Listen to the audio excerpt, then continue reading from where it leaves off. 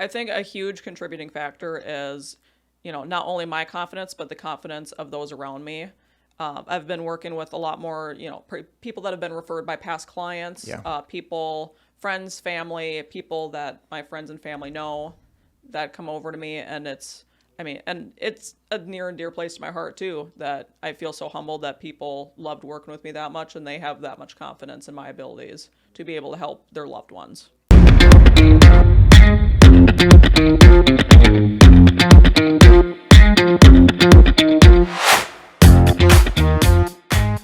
Brian Leonhardt here with the Lenhart team at Coldwell Banker Realty. Today I have on a special guest of ours, one of our leading sales agents this year, Mrs. Mercedes Gilson. So, Mercedes, you joined on our team, what was it?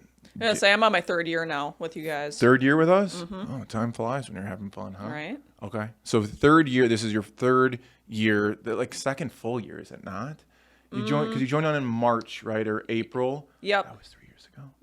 Okay. I know. That's already been that long. Okay. I think it's really fun to tell Mercedes' story of what year one was like, what year two was like, and what year three, your third year, has been like. So, can you kind of explain your start in, it was April, right, or March? Yeah, March was my full 2021, 2022. Yep. March of 2022. Okay, you joined on. Tell me like what you thought at that period or that point, or why you joined on, or why you got back into real estate, what your experience with real estate before in the past was, what you did, how you came here actually, which is actually interesting because you didn't come here to be a real estate agent, did you? I did not. So I was a licensed assistant before, dabbled in it, wasn't really successful, thought maybe it's not for me. I let my license lapse, did a couple other jobs. And I actually had known Josh through his wife, Sarah. So we did volunteer work together. And she'd mentioned that he was hiring. And she knew a little bit about my experience. She's like, gosh, you'd be so great working with them. You should go check it out. So actually, when I came around and started learning about the team, and when you guys were expanding, I was interviewing for Tawny's role. Yep. And that would just seem like it'd be a good fit. I used to do admin stuff that kind of sort of was my line of work. And it was kind of a weird thing. I came in for a second interview and you guys were like, we're not hiring you for this role. Like, you'd be a way better agent. I'm like, thanks, but I don't think I can do that. And I was just really mentally like, it's not for me. I'm going to fall flat on my face. It's not going to work. And then I went home and I told my husband about it. He's like, what, are you crazy? You should go do that. And I was like, you think so? And it was really like I had some nudges along the way to get me to even get going I didn't know in that. the industry. So and we talked about it. We decided it was a good decision. I was going to really go full on and do the best I can with this. Yeah. So you started in March, right, of 2021, and then that summer, how did it go? It went fairly well. It went better than I was expecting. I kind of kept my expectations low for being new. I, getting my license back in March, I had my first closing in May. Oh, yeah, that's pretty cool. And so between March and December, I had 10 transactions. We did 10 that first year? Mm-hmm. Okay. All right, so you did 10 that first year. Then it was, now where did we hit into the struggle time? You remember that, right? Okay, so that was 2021 through that year. Then we had 2020 or 2022. Then we had 2023, and that's when did interest rates go up? That's when, I mean, everybody struggled, but that was kind of the time period I remember that you went and picked up a second job and everything, right? Yep, that was about probably October, November timeframe of that first year. Of the first year, yeah. Okay. And so, it was tough. So, I mean, it's hard when you have a second job in this industry because the time that you're not spending here, you're not working for your clients, you're not trying to, get more houses sold. It really does affect, and you don't realize how much it is till you have that time to spend here. So I had that job through probably last September-ish. August, September. And it's just, I mean, night and day difference Yeah. of success. So that first year you sold 10 properties. The second, which was your first full year, that was when you had 15, right? It was 15 that second year, right? And then I remember we had sat down, we had a conversation like in the fall, right? And it was, do you remember that conversation? That fall when I'd picked up that second job. Well, not like it was after that. It was something like that. It was we had sat down. I remember it was in the fall, and I remember after that fall kind of time period is like you changed a little bit. I don't know what it was. Do you remember that at all? What did we talk about? I almost wonder if it's like the second job. Sometimes, you have that second job, you have a little bit of that job security. You're not being as successful or fruitful here in real estate. Yeah. And I almost wonder if there's like some unconscious shift where like you lose some of that confidence because you're not really rolling like you were. It's not really actively like you're spending less time here, but I wonder if it's confidence. Yeah. I think that was the biggest thing I think I saw as a shift in you was that confidence and that belief. And now that you kind of say that, or I didn't know that you never thought you could do it. And I think that it felt like that first year or year and a half, you kind of always had that feeling of that doubt. I don't know it. Yeah. I don't know if I'm actually going to be able to do this. Right. And, when we talked about this is we had our doubts too. Right. We totally did. And we're like, I don't know if she's cut out for this, like we had that conversation. I think that was, kind of where you had changed when, you had left that other part-time job and you're like, I'm going to figure this out. And I think that what changed in you was this like belief in yourself, which I think was really important. Right. And I think that you getting confidence in yourself, which is one of the most important things we do as leaders on this team is trying to make sure that you guys have all of the abilities and skills and belief to know that you can be confident in this. Because if you don't have that confidence, it's so hard to do this job well. And it's so stressful because you're second guessing every decision that you make. You're second guessing every single time you don't have any pending contracts. You're like, is this going to fizzle out and I'm going to die on this? Am I not going to have any paychecks ever again? Will this work? And if you feel like that, it just makes it so much harder and so much more stressful. And you have to like push so much more to try to get that next sale, which the exact opposite happens is you have less when that happens, right? Other than when you can go in and just go, hey, how do I help this person and see if it works, right? And I think that was the big shift that we saw. But I think, is that how it felt to you in that point?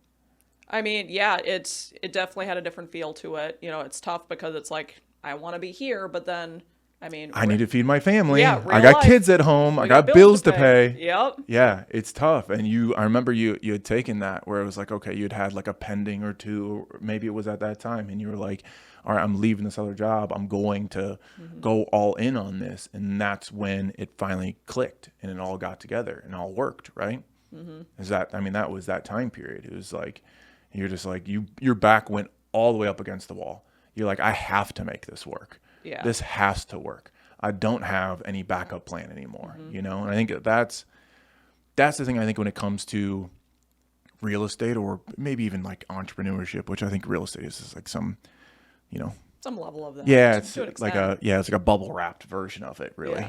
And I think it's that is when you have no backup plan, when it goes, this is what I do, and I'm going to figure it out. I don't have any other options. I think that's a tough part when you have somebody that is part-time, that where it's like they always have that and they'll lean toward that because it's easy and it's comfortable and it's guaranteed, and nothing in this business is guaranteed. And that's frightening and scary, and to take that risk and to take that leap and go, will this work out? Even when I don't know if I'm good enough to do that. And luckily you did. Because now let's get to the success story, right? We've been on a roller coaster here for sure, right? It went pretty well that first year, and then we hit rock bottom, right? And then we came out of it, and then look at you now. And now I think now is our chance to be able to kind of show, or you to be like, well, was it worth it? Yes. Yeah, right? Yeah. Look at you now. So please explain now what this year has been like for you.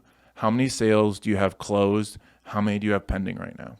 So already, so at the start of this year, let's see, we're at 17, possibly 18th by the end of the day. Closing? For Closed closed and and pending. 18 already? Mm-hmm. So now please explain how many Brian has sold this year so far. How many have you sold? I don't know. This year, Four? All right. 4. So you've sold 4 times more properties than I have even have. That's kind of impressive, I would say. Mm-hmm. Been doing this a lot longer than you have, right? So that's already your entire last year of production you've already done in the first 5 months, 4 months, right? Within essentially you got to 15 in the first quarter closed, did you not? Yeah. Pretty close. And I feel like I quit the other job, and since probably like that October time frame, I feel like I put on a rocket pack. Yes. And I've just been like running, because even in December when it was generally a little bit slow, I still had stuff cooking going into the first of the year. Yeah. So I mean, it was just I went into the year sprinting So already. yes, fully sprinting. I think that's the important part. If you for other real estate agents, is to know, like, in those winter months, like you have to keep moving forward. I think that sometimes people, take their foot off the pedal and kind of go, oh, well, I don't sell a lot in the wintertime and it's quiet, nobody buys. I'm like, that's true, but you still have people out there you can help into the next year. And I think that's the important thing. I think that attributes to a lot of your success, is the fact that you're always trying to find ways to help people, no matter what time of year it is, no matter how busy you are, or what the market is doing. When nobody was doing things, when interest rates went from 3% to 7% and nobody wanted to buy a house, you were still there trying to find ways to help them, right? Mm-hmm. Or connect with them to go, all right, well, yeah, you're right, maybe now isn't the time, but what can we do to put you in the right position for when the time is right? And I think it's doing that time in and time out every single day, and the consistency of doing that, and also being where it's not, I don't need to work with you right now. I don't need you to sell your home. I don't need you to buy a home. That's fine. It doesn't have to be now. You're right. Interest rates did go from 3 to 7. You have a 2.25 interest rate. It makes no sense for you to sell, but that's completely fine. Maybe there's another thing that I can help you with, or I can just connect with you, right? And it's like, I'll be around and I'm here to help you. I'm here to help you even when you're not going to buy or sell. Call me 5 years from now. Yeah. Call me 10 years from now, or never call me. That's okay.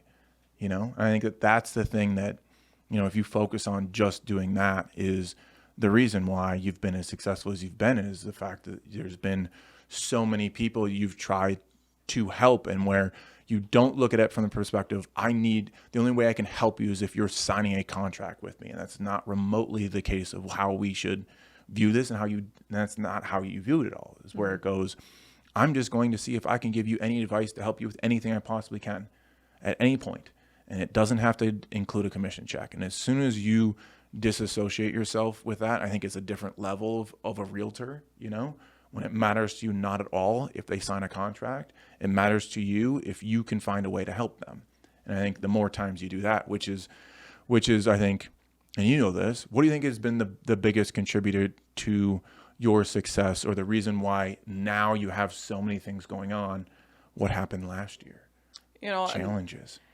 Yeah, and it's I really pushed hard last year in regards to what I can do to help people, and I have those conversations too. The really hard conversations. Not only people call me for advice, they're going to be selling in 3 to 5 years, and they want to know what to do to their house, and I've gone out there multiple times to give them some advice and give them some feedback. I mean, and I had a client last year, they were really maxing out their debt to income ratio. And I had that tough conversation, like, are you really sure you want to do this? This is a complete change to your lifestyle, and this is going to be tough. Like, do you really want to buy a house?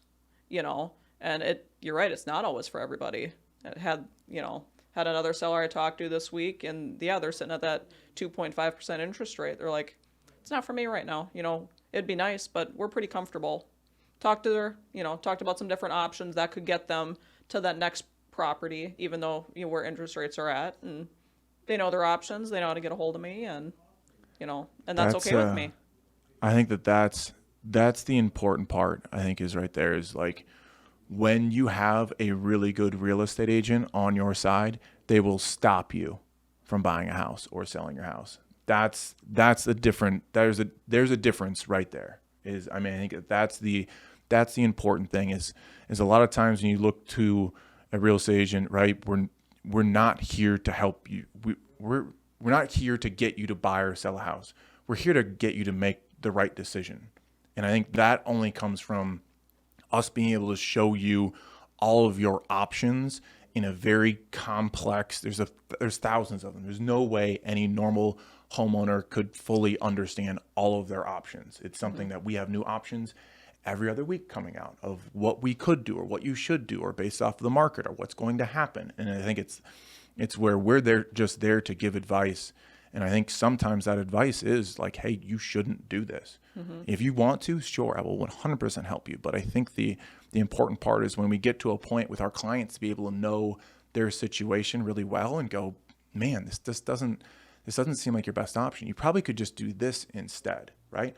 Or, what you could do is you could turn your house into a rental property and move from there. I'll help you do that, and that cuts us out of listing their house 100%, but it sometimes is the right thing to do, or an option that they maybe didn't even know that they could do or don't know how to do it at all. I think that's the important thing to have in a real estate agent is a person that can know and go through all of the potential possibilities and options for you, show them to you, help you understand them, and let you choose. And I think that's the big thing where it's not, and if somebody, maybe that does have a high debt to income ratio and is pushing on the property that they're buying, and and we can say our piece, but ultimately it 100% comes down to what the client wants, and it's just making sure that they understand what we think they might want or what makes the most sense to us, but then ultimately going, that's what you want to do, let me help you do that. Right, because I'm passionate about getting as many people into houses as possible. It's such a great investment for people. But also, as a kid that grew up in a home that got foreclosed on, I experienced that personally. So if I'm also passionate about affordable housing. So if we're walking through a house, it's going to really push their max budget. If I see something that could potentially make the home not affordable anymore, like a red flag, I'm going to say something. Yeah. So, it's not just a paycheck for me. It's, I think about all the homes that I sell. Hey, are they happy in that home? Did they do those updates they were planning on doing? What's going on? And it matters. Yeah, that's the important piece, 100%. But I think going back to where I think people are going to wonder to go, you sold 15 properties last year. You've sold 15 properties in the first 4 months. How the heck did you do that? I don't know. I don't know if I know of, we'll see how this year ends up for you, but I don't know if I've ever heard of an agent going from 15 to potentially, well, if we do 15 times 4, 60 properties, I've never heard of somebody going that far. I've heard people doing 4 times as many, but they sold 1 house the year before, or 3 houses. Going from 15 to 60, we'll see if that ends up being the case. But still, going from 15 to, probably easily 40 or so, how? I'd say a huge contributing factor is, not only my confidence, but the confidence of those around me. I've been working with a lot more, people that have been referred by past clients, people, friends, family, people that my friends and family know that come over to me. And it's a near and dear place to my heart too, that I feel so humbled that people loved working with me that much and they have that much confidence in my abilities to be able to help their loved ones. Yeah, that is kind of the best compliment a realtor can get. If anybody ever wants to thank their realtor, that tells somebody else about them, right? It's like, I think I had a referral actually the other night, and I called the guy and thanked him, and it's like, well, yeah, of course, I would refer everybody to him. Like, you don't need to do anything for me, I did a market the other day for a guy who's selling off a piece of land to a neighbor, and I'm not listing it for him. I'm not involved in the transaction. All he has a real estate attorney that's going to do it. And he's like, oh, what do I owe you? Like, I owe you, I'm like, you don't have to pay me anything. Took me 45 minutes of my time and a couple conversations. Like, I don't need anything for this. And he's like, oh, well, we'll probably be selling in a couple of years. I'll 100% make sure to call you. I was like, yeah, that's fine. Or, just if you hear of anybody else that's looking to sell or needs something like this, just mention my name. That's all I need. That's all I want, or that's all you can, that's the best thing you could do to thank me, really. So I think that doing a good job is the only way you get that. And the only way you get from 15 to 40, to 4 times your production in a year is you need some of that for sure. So you have to treat all those people so well. It's so important to be a real estate and a sustainable one, and one that grows and expands, is the fact that those people that you work with, you have to do the best job they've ever seen so that they can and want to tell people about you. Because if you don't do a good job, they won't tell anybody about it. And you'll have to just find new people in new spheres every single time. And you'll do a bunch of onesie twosies, and you'll sell the same amount of properties. You have to keep going from area to area to area. And you'll have to have this giant circle of people that just don't know you're not very good at what you do, So I think that's how people get to, those 50 plus contracts a year. You have to have a really good client service and be able to generate you have to generate a really good reputation. And that's done through knowing how to do the process really well and caring about your client way more than you care about your commission check or yourself even. And when they notice that and they see that, they go, okay, well, my mom's looking to sell, I'll refer Mercedes to her, And I think that's a different level of service, because a lot of times it's kind of like, oh, well, the service was okay, and it's like, all right, I'll just go on Zillow and call somebody else, right? But then it's also the other times it's like, well, they did a terrible job, and I'm going to see if I make sure that nobody else ever sells with this person again, right? Which that can happen too. But I think to be able to get to that very large growth, you have to have that. And I think, one, it's impressive that in 3 years you've already gotten a lot of referring clients. I think that's probably more referrals than I got in my 3rd year, that's for sure. So maybe my service wasn't quite as good as your service was in the first 2 years, but well, and I always try to look at it too, like my clients that are shopping for $1 million homes, I mean, they're getting the same care as people that are shopping for $150,000 homes. Yeah. It's, across the board. I work with everybody. I mean, one of my deals this year, I think it was like $30,000 piece of land. Yeah. And I'm more than happy to see how I can best assist anybody. I got a quote for you that I like a lot, and this will resonate with what you just said. There is how you do anything is how you do everything. So I think it's, if you have somebody that goes, oh, if it's a $30,000 lot, I'm not going to work as hard as if it's a $3 million house. And it's just like, well, I guarantee both those things aren't as good as they could be, right? I think that's a thing that you should take into every person that you meet with, right? Is going, I don't care what your situation is. If I'm deciding to help you, I'm going to give you my best effort. You're going to get the best I can do, regardless of what the check is at the end, how expensive the house is, how cheap the land is, right? If it's a trailer or $1 million mansion. I think that's the level that I think you have to look at and do. And I think that you do that with each part of your life, because then it becomes just a habit, it's just like, I just don't do anything if I can't give it 100%, right? If it's not going to be the best end product I can possibly create it, then I won't pick it up, and I think that's the same theory kind of on that, where I think you take each one of those clients and go, this is going to be the same no matter what. I don't know how to dumb it down. I won't do worse for you than I will for somebody else. I can't choose that. I can't choose 90%. I just won't, And I mean, some of them, and it doesn't matter where they are in that, perspective of how much the home or the land is worth. I mean, there's some really tricky deals, and I mean, just in general, this entire you've had team, some of them for sure. Yeah. I mean, none of us in this office shy away from complicated transactions, whether we have to get creative in multiple offers, easement, encroachment issues come up, wells and septics. I mean, trailers. I mean, we've had a weird conglomerate of tricky issues that, we come up with creative solutions for. Yeah. And I think that's the thing, is that, like, one of the most important things we do as real estate agents is problem solving. Is when you have a problem that comes up, is how do you solve it? Well, a lot of times in real estate, we have problems that come up that nobody's ever seen.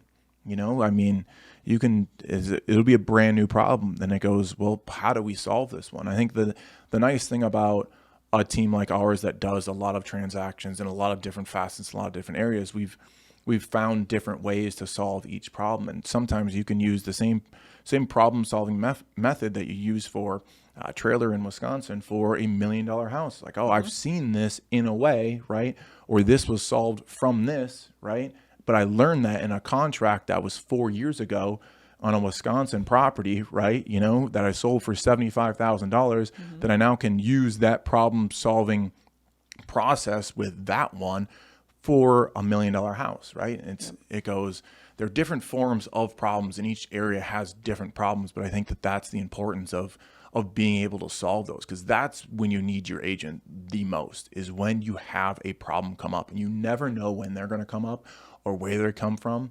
You can't stop every problem from ever happening. There's too many moving pieces. There's too many emotions. There's too many people involved to have something weird happen and not knowing how to solve those, or also, you know, being on your own, just trying to solve it by yourself. It just goes, you know, it's hard to do. And I think that that's the time that we're able to really show why we're valuable. You know, I think sometimes it's tough, you know, when you work with a client and everything goes perfectly smooth. It's like, man, okay, I didn't get a chance to show you what I can actually do. But then I think sometimes where it goes, oh, I thought this was going to go really well and really smoothly. Then all of a sudden a random problem comes out of nowhere, and you're like, well, this is how we can do this. Here's how we can solve this. I have 5 different ways right now. Which way should we do it? I've already tried 3 of them. 3 of them got it to this point. Now we're here. Seller, what should we do? Right? And I think that's where the importance of really having an agent on your side is, to solve those massive problems that are so complicated and can cost you tens of thousands of dollars if you don't know how to solve correctly. You know, I think that's really, really important. But I wanted to get back on to this one, which I think is the fact of I think a lot of your reason for success this year was attributed to, last year we do challenges in our office every month, right? And we have, whether it's, you know, phone calls or reaching out to past clients, you know, we have all of these challenges, and it really is just kind of like a focus on the input or the effort or the work or the ability to try to go out and help somebody, right? It's kind of what it all boils down to. And we celebrate that. We reward that, because I think that a lot of times is a lot more important than the result of whoever sells the most, right? And it was last year where nobody could beat you. You won nearly every single challenge. Every single time we had a challenge that came up each month, you had the belt. 9 months out of the year, right? A lot. Right? 9 months out of the year, 9 out of 12 challenges, I bet, something like that. You were the top person in that. And then, you know, that didn't equate immediately into you having the most sales last year. But what it did do is the fact that you have a ton of people now. And now you don't win the belt, right? You still do all that stuff. I do the stuff. Yeah, we still got a lot of people. But now what you do have is now you have the most sales, right? And I think that's the thing I think for people to understand, is that real estate doesn't happen, or sales don't happen for you immediately.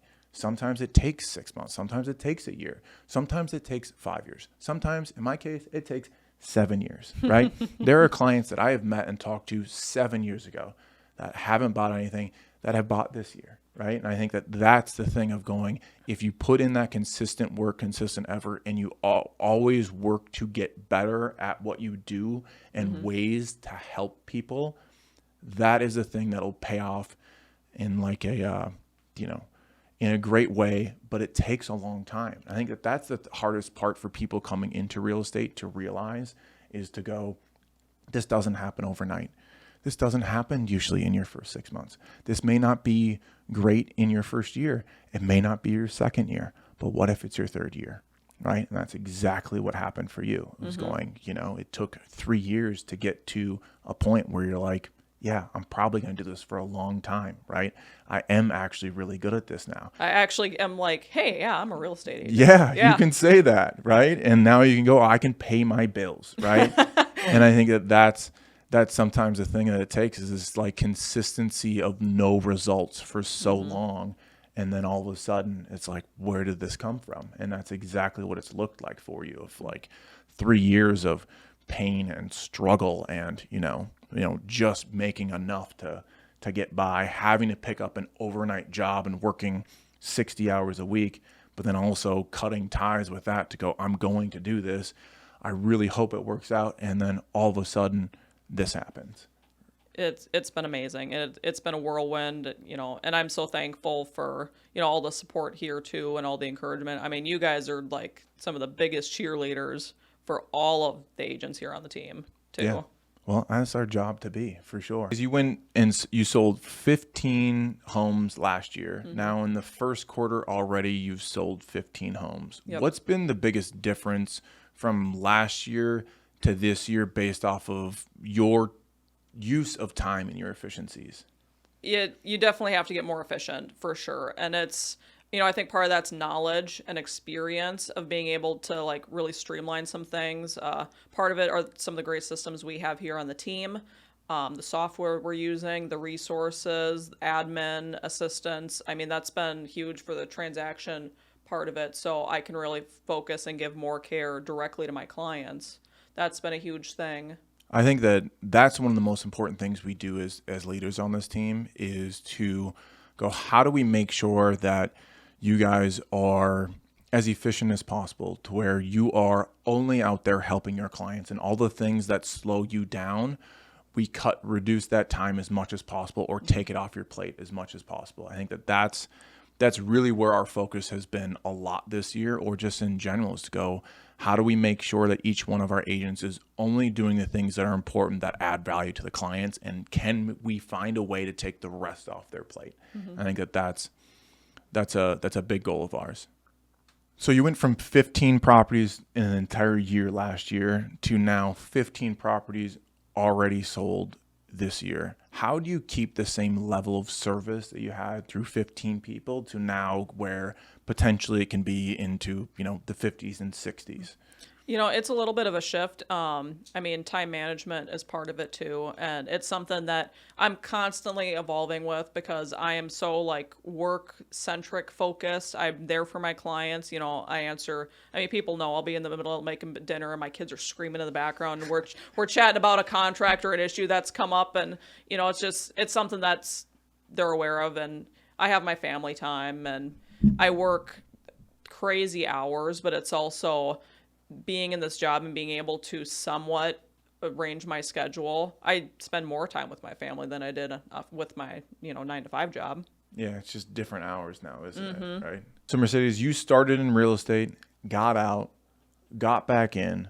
Mm-hmm. What advice would you give to somebody that maybe was an agent and it didn't work out and then is going back into it, or would consider it again? There's a couple things. One, the confidence thing is huge. So you really have to believe in yourself.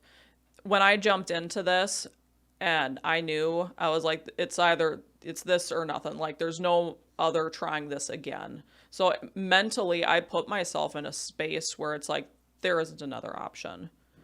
We're going to make this work. I don't know how I'm going to do it, but we're going to do this. And some of the stuff like we've talked about, mindset things, made a huge difference that first year with me getting going. Listening to podcasts or audiobooks. I did a lot of audiobooks my first year. YouTube, TED Talks. Anything to really put me in a good headspace. And I have a half hour between when I drop our youngest off at daycare and when I get into the office. That was really like my time, as long as I didn't have any like pressing phone calls to make for clients or with other agents. I use that time regularly to put myself in that headspace to be ready to go when I got here. I think one of the most important things is there's two things we can control, right? It's your attitude and your effort.